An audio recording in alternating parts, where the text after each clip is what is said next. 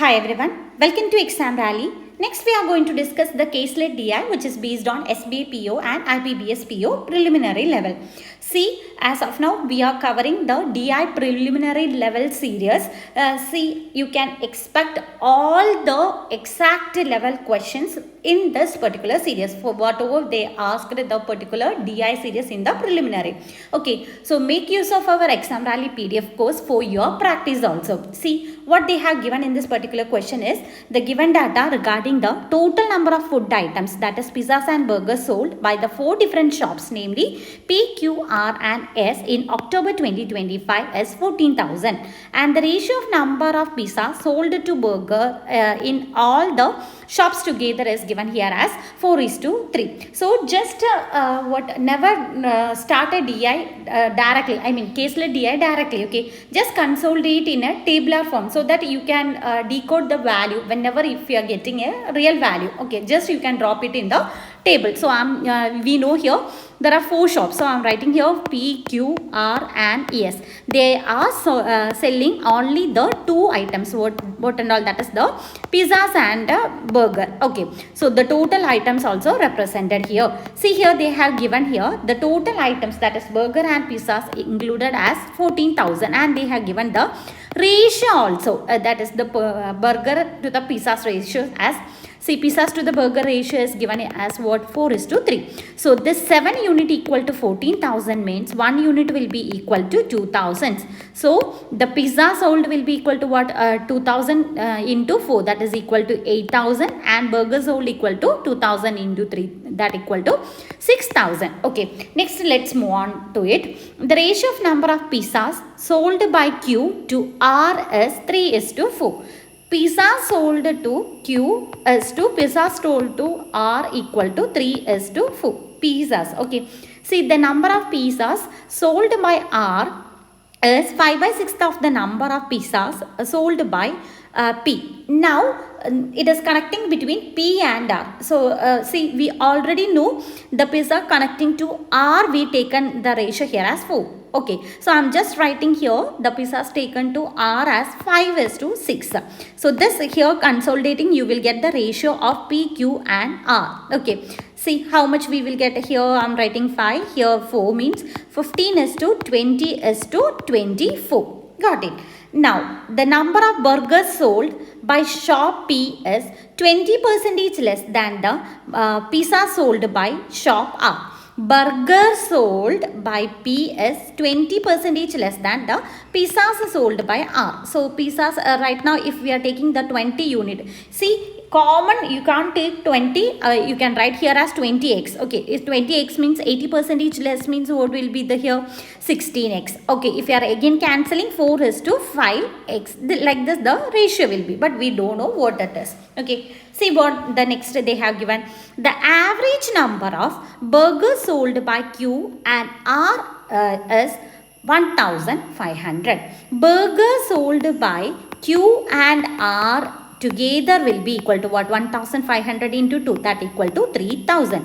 Already we know the total number of burgers sold in all the shop together as 6,000. Okay, suppose if we are deducting from this, what we will get, the burgers sold from P and S together will be equal to 3,000. Got it. Next one, see what they have given. The number of burgers sold by S is 14/13 of the burgers sold by Q, but we don't know actually what is this number of burgers sold. Okay, just skip that particular line. Next one, finally the number of burger sold by shop Q is 400 less than the burger sold by shop R. In the sense, in shop R the burger sold will be more comparatively to that of the what, Q. So in shop R, the burger R minus burger in shop Q will be equal to 400. See, use this hint properly. Okay, we know burger sold in Q and R together as how much? 3,000, and the difference between them as 400. Okay, don't equate like x plus y equal to 3,000, x minus y equal to 400, like that don't do. What you have to always remember, if you have to find the greater value, means here the greater value will be the burger of R. Okay, just what add both values and divided by 2. If you have to find the lesser value, then take the difference of both and divided by 2. Okay.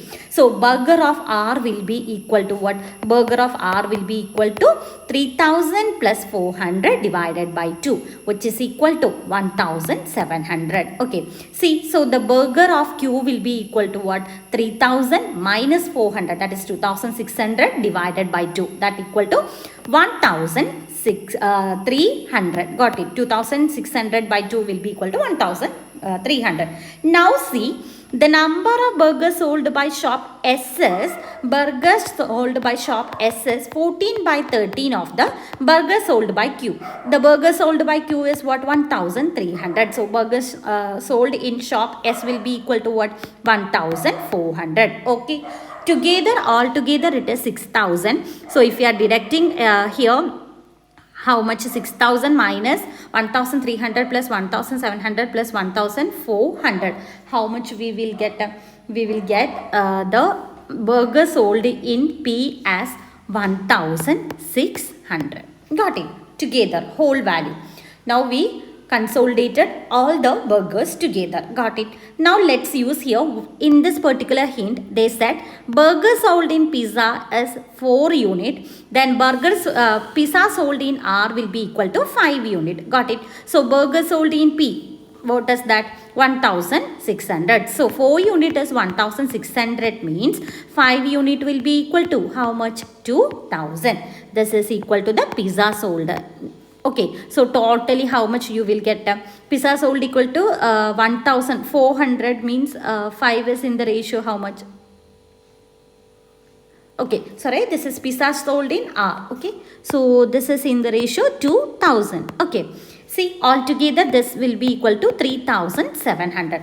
Let's now put the pizza sold in R. See, 20 unit equal to 2000. So each unit will be representing 1000. So the pizza sold in Q will be equal to what? 1500. And the pizza sold in P will be equal to 2400. How much we will get? 3500 plus 2400. 5900 minus 8000 will be equal to 2100. Got it? Now we find it out, whole data. Just add the total number of items in S. S will be equal to 3500. In Q it is equal to 2800. And in P it is equal to how much? 007 3000. 2400 it is. Okay. So it is equal to 4000. Got it. Now see the sub question behind it.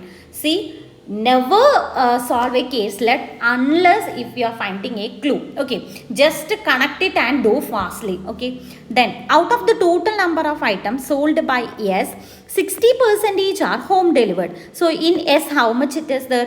3500. 60% means this will be in the ratio 6:4, 3:2. That is 5 unit is 3500. So 1 unit will be equal to 700. 2100 is the home delivered, and not delivered will be equal to 1400. Got it?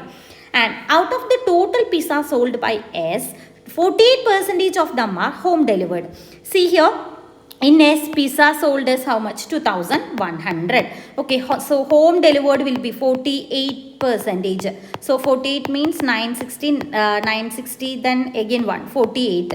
1008. This is the home delivered one. Find the burger sold at the counter. Counter means not home delivered. We have to find the burger not home delivered. Okay, see here, the home delivered, we find the pizza as 1100. Total home delivered will be equal to what? 2100. So if we are deducting here, we will get the burger home delivered. How much we will get? 8290. 1092 we will get. Okay. Then total burger sold will be equal to what? 1400. From 1400, if we are deducting 1092, what we will get? See, in the option, only the last digit ending in 8 is 308, or you can just deduct and find it out. Okay. See the next question. If the number of pizzas sold by T is equal to the average of pizzas sold by Q and S together. So Q and S together is 1500 plus 3700 divided by 2 will be equal to 1400. 400. Okay, pizza sold by shop Q and S. Okay. 3200 by 2, which is equal to 1800. Don't get confused here. Choose wisely. Okay, and the total number of items sold by T is 3700. So burger sold in T will be equal to how much? 3700 minus 1800. Find the burger sold by shop T. That will be equal to 1900. See, find the ratio of pizza sold by P to the burger sold by S. Pizza sold by P is how much? 2400. Burger sold in S is how much? 1400, which is in the ratio 12:7. Got it. Next, the number of pizza sold by S is what percentage more or less than the pizza sold by R? Pizza sold in S is what? 2100. R, it is how much? 2000. So 100 is more from that of R. So 100 by 2000 into 100. So it will be equal to 5% more. Okay. Find the difference between total number of items sold by P and R. P and R, the difference here is how much? P, it is 4000 and R, it is 3700. So the difference equal to 300. See the sub question.